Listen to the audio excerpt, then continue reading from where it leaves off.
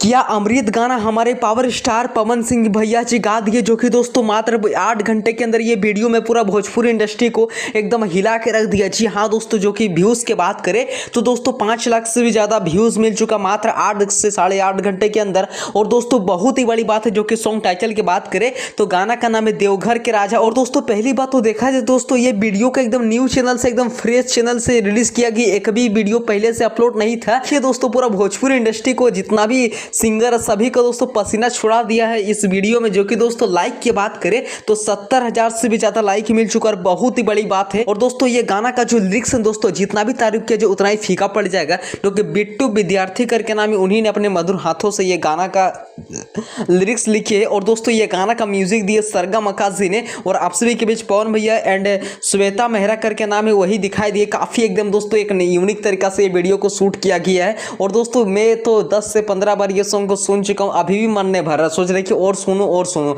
मतलब इतना अच्छा बेहतरीन माइंड ब्लोइंग तरीका से गाया गया है। इसी को बोला जाता है एक लाव लेकिन सबसे हट के होना चाहिए। तो इसीलिए हमारे पावर स्टार पवन भैया को भोजपुरी का किंग बोला जाता है और रहेगा किंग, और हम अंतिम तक रहने वाले हैं। और आप सभी को यह सॉन्ग कैसा लगा, अगर सुन लिए तो प्लीज़ ये वीडियो को मेरे कमेंट कर दीजिएगा। Thank you.